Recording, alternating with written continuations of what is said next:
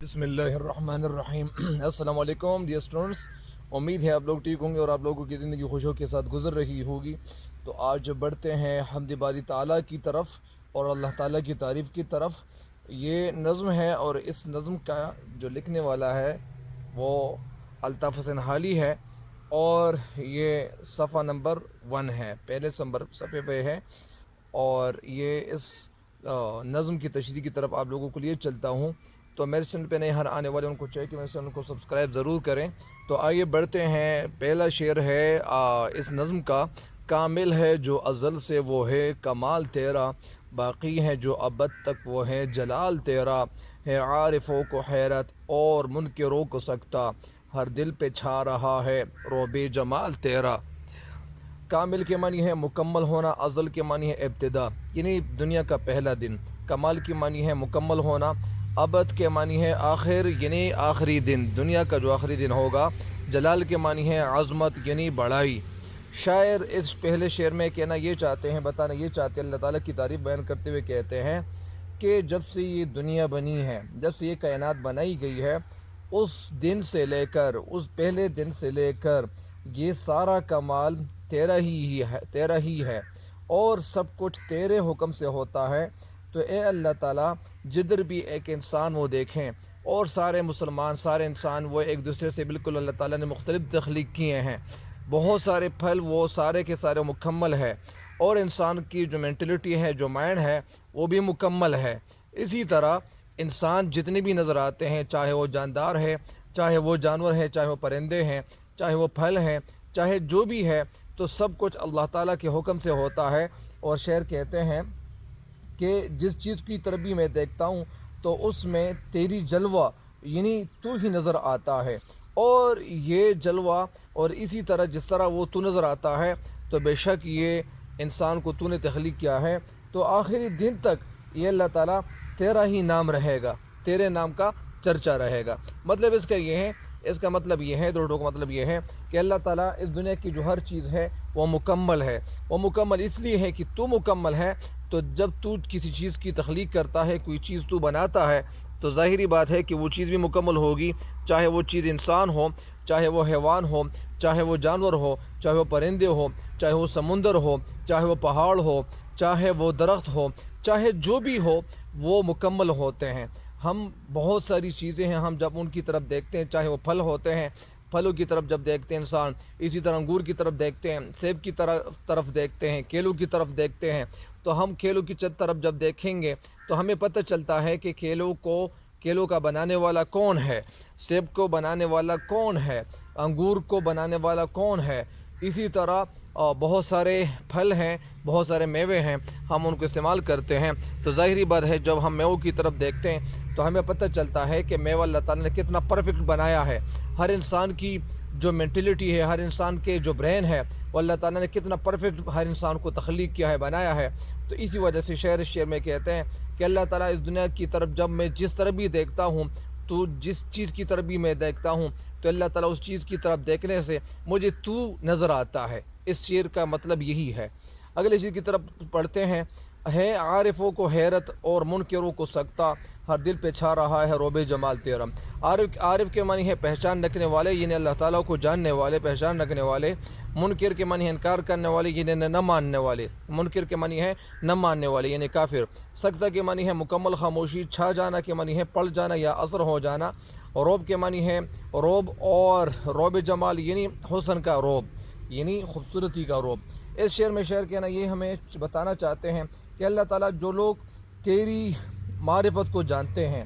جو لوگ تجھے جانتے ہیں، اور جن لوگوں کو تیری شان کے حوالے سے علم ہے اور پتہ ہے اور جانکاری ہے، وہ لوگ تیری ذات کو دیکھ کر، تیری بلندی کو دیکھ کر، تیری شان کو دیکھ کر وہ لوگ حیران ہیں کہ یہ تیری ذات کیا ہے۔ اور جو تمہیں نہیں مانتے، جو کافر لوگ ہیں، وہ بھی تیری قدرت کو دیکھ کر بے ہوش ہو جاتے ہیں، اور وہ ان کے دماغ کام کرنے چھوڑ دیتے ہیں، حسرت میں پڑ جاتے ہیں۔ اور اے اللہ تعالیٰ، ہر چیز جہاں بھی میں دیکھتا ہوں اس پہ تیرا روب اور تیرا جمال نظر آتا ہے۔ مثال کے طور پر اگر میں اس شعر کا مطلب یہ بھی بتا دوں کہ اس شعر کا مطلب یہی ہے کہ وہ لوگ جو اللہ تعالیٰ کے حوالے سے ان کو پہچان ہے، اللہ تعالیٰ کے حوالے سے ان کو علم ہے، تو وہ لوگ حیران ہیں اور وہ حیران اس لیے ہیں، مثال کے طور پر جب ہم کسی انسان کے چہروں کو دیکھتے ہیں تو ان کے چہرے پہ نظر آنے والی آنکھیں وہ کتنی پرفیکٹ ہوتی ہیں۔ ایک چہرے پہ یعنی بہت ساری اللہ تعالیٰ نے تخلیقات کی ہوئی ہے، یہاں ناک بھی ہے، جب ہم ناک کی طرف بھی دیکھتے ہیں تو اللہ تعالیٰ نے کتنی پرفیکٹ یہ اللہ تعالیٰ نے ہمیں دی ہوئی ہے۔ آنکھوں کو جب ہم دیکھتے ہیں تو آنکھوں کے حوالے سے جب ہم باتیں کرتے ہیں تو مطلب اس کا یہ ہے کہ آنکھ کے اندر اللہ تعالیٰ نے بڑی دور تک انہیں دیکھنے کی جو صلاحیت رکھی ہوئی ہے، تو ہم اس صلاحیت کو دیکھ کر ہم حیران ہو جاتے ہیں۔ اسی طرح جب ایک انسان اپنے ذہن کے حوالے سے سوچتے ہیں کہ ایک ذہن کے اندر اللہ تعالیٰ نے بڑی یعنی وہ بڑی پرفیکشن اللہ تعالیٰ نے رکھی ہوئی ہوتی ہے، اور ایک ذہن کے اندر اللہ تعالیٰ نے بڑی طاقت رکھی ہوئی ہے، ایک انسانی جو دماغ ہے تو وہ انلمیٹڈ میموری اللہ تعالیٰ نے ہم لوگوں کو دی ہوئی ہے۔ تو اسی وجہ سے بہت سارے لوگ ایسے ہیں کہ وہ اللہ تعالیٰ تیری ذات کی طرف دیکھتے ہیں، اور جب وہ تیری عبادت کرتے ہیں تو لوگ حیران ہو جاتے ہیں، اور وہ لوگ جو یعنی مطلب کافر لوگ ہیں اور وہ لوگ تجھے نہیں مانتے، تو وہ جب تیرے حوالے سے سوچتے ہیں، تیری نعمتوں کو دیکھ کر وہ سوچتے ہیں، سمندروں کو دیکھ کر سوچتے ہیں، اسی طرح جو سٹارز ہیں ان کی طرف جب دیکھتے ہیں سوچتے ہیں، یا اسی طرح جو آسمان کی طرف دیکھتے ہیں وہ سوچتے ہیں۔ اسی طرح اللہ تعالیٰ نے آسمان یہ بغیر ستونوں کو کھڑا کیا ہوا ہے، زمین کو اللہ تعالیٰ نے کتنا خوبصورت بنایا ہوا ہے، زمین کے اندر اللہ تعالیٰ ہمیں پھل دیتا ہے، اور پھل اللہ تعالیٰ ہمیں اگا کے دیتا ہے۔ بہت سارے پھل بھی ہیں، بہت سارے جانور بھی ہیں، پرندے بھی ہیں، اور بہت ساری جو مچھلیاں ہیں وہ جو سمندر میں موجود ہے تو ہم ان کا شکار کرتے ہیں اور ان کو ہم کھا لیتے ہیں۔ بہرحال یعنی اس کا مطلب یہ ہے کہ ہر وہ چیز جو اللہ تعالیٰ کی تخلیق ہے، جب ہم ان کی طرف دیکھتے ہیں ہم حیران ہو جاتے ہیں،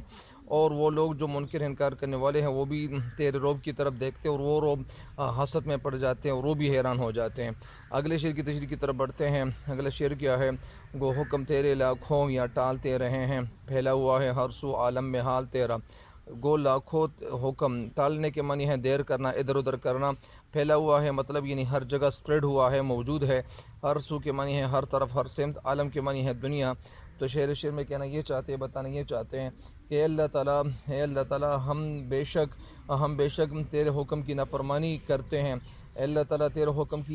حکم کو ہم ٹالتے ہیں، اور ہم مطلب یعنی تیرے کسی کام کو بھی، تیرے کسی حکم کو بھی ہم وقت پہ بجا نہیں لاتے، ہم تیرے کسی حکم کو بھی وقت پہ نہیں کرتے۔ اس شعر کا مطلب یہی ہے۔ مطلب اس شعر کی تشریح اگر میں آپ کو بتانا شروع کر دوں، مفہوم تو میں آپ کو بتا چکا ہوں۔ اس شعر کی جو تشریح ہے وہ یہ ہے کہ اے اللہ تعالیٰ، یہ اس دنیا میں اللہ تعالیٰ نے ہمیں تخلیق کیا ہوا ہے، ہماری زندگی کا مقصد بھی یہی ہے کہ ہم اللہ تعالیٰ کو راضی کر لیں۔ تو اس دنیا میں جب ہم آ گئے ہیں تو اللہ تعالیٰ کے بے شمار احکام یہاں پہ ان کو پورا کرنا پڑتا ہے۔ جب نماز کی اذان دی جاتی ہے تو ہمیں کرنا یہ چاہیے کہ ہمیں مسجد کی طرف جانا چاہیے، اور مسجد کی طرف جا کر ہمیں اللہ تعالیٰ کے حضور سجدہ ریز ہونا چاہیے، اور اللہ تعالیٰ کی عبادت کرنی چاہیے، اللہ تعالیٰ کی عبادت کی طرف ہمیں بڑھنا چاہیے۔ جب ہم اللہ تعالیٰ کی عبادت کریں گے تو اللہ تعالیٰ کا حکم پورا ہوگا۔ زکوٰۃ جس طرح ہم پہ فرض کی گئی ہے تو زکوٰۃ بھی وقت پہ دینا چاہیے۔ زکوٰۃ دینے سے بھی مال جو ہوتا ہے وہ پاک اور صاف ہو جاتا ہے، اسی وجہ سے اللہ تعالیٰ کا جو فضل ہے وہ ہم پہ پھر ہو جاتا ہے۔ تو اسی وجہ سے بہت سارے احکام ایسے ہیں کہ وہ احکام یعنی بہت سارے ہم ایسے ہیں وہ کرتے ہیں، اس میں ہم ادھر ادھر کرتے کہتے ہیں کہ یار ابھی میں نماز نہیں پڑھتا، میں بعد میں پڑھوں گا، ابھی میں زکوٰۃ نہیں دیتا، میں بعد میں دوں گا، اگر میں زکوٰۃ دے دوں گا تو پیسوں میں کمی آ جائے گی۔ اسی طرح یہی بات یہ شعر کہتے ہیں کہ اللہ تعالیٰ کیا ہے، یعنی تیرے حکم ہم لاکھوں جتنے بھی ہیں وہ ٹالتے ہیں، لیکن پھر بھی تیرے نام کا چرچا ہے، تیری نام کا شہرت ہے، اور پوری دنیا میں تیرا نام بلند ہے، اور ہر طرف تیرے نام لیوا لوگ یعنی موجود ہیں، بہت سارے لوگ یعنی ادھر ادھر وہ پھیلے ہوئے ہیں، اور اے اللہ تعالیٰ وہ تیری تعریف کرتے ہیں اور تیری عبادت کرتے ہیں۔ اگلے شعر کی تشریح کی طرف بڑھتے ہیں۔ ان کی نظر میں شوکت جچتی نہیں کسی کی، آنکھوں میں بس رہا ہے جن کی جلال تیرا۔ شوکت کے معنی ہے، نظر کے معنی ہے آنکھیں، شوکت کے معنی ہے شان، جچنا کے معنی ہے اچھا لگنا، اور بس رہا ہے کہ مطلب ہے یعنی موجود ہونا، جن کی جلال کے معنی ہے شان و شوکت۔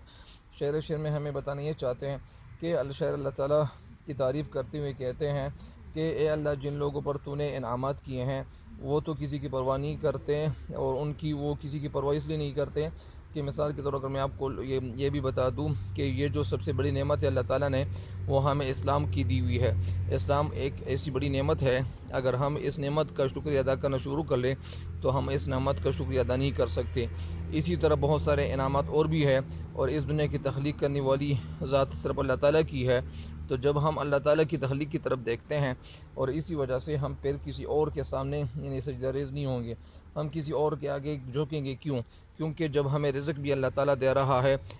زندگی بھی اللہ تعالیٰ نے ہمیں دی ہوئی ہے، پھل بھی اللہ تعالیٰ دے رہا ہے، رزق بھی اللہ تعالیٰ دے رہا ہے، خوشی اور غم بھی اللہ تعالیٰ کی طرف سے ہے، اور بارش جب نہیں ہوتی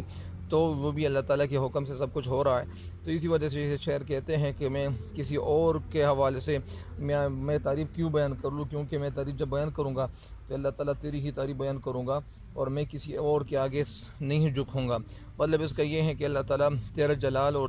تیری جو شان ہے، تیرا جو مرتبہ ہے،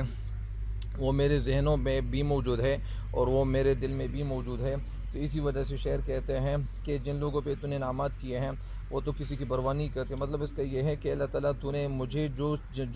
خوبیاں دی ہوئی ہیں، اللہ تعالیٰ تو نے جو انعامات مجھے دی ہوئی ہے، تو یہ انعامات میرے لیے کافی ہے، مجھے کسی اور طرف نہیں جھکنا چاہیے۔ اصل میں پرانے دور میں ایسا ہوتا تھا، جب مولانا تفضل حالی شاعری کرتے تھے تو شاعری کے دوران میں اس طرح ہوتا تھا کہ شاعری کے دوران میں یا دنوں میں لوگ ایسا کرتے تھے کہ وہ جب شاعری کرتے تھے تو شاعری وہ کسی انعام کے لیے کرتے تھے، پیسے کے لیے، لالچ کے لیے کرتے تھے، تاکہ ان کو پیسے دیے جائیں، تاکہ ان کو تنخواہ دی جائے۔ تو اسی وجہ سے شاعر کہتے ہیں کہ مجھے نہ تنخواہ کی ضرورت ہے، مجھے پیسوں کی ضرورت نہیں ہے، مجھے بادشاہ کی طرف سے ملنے والے انعام کی طرف مجھے کوئی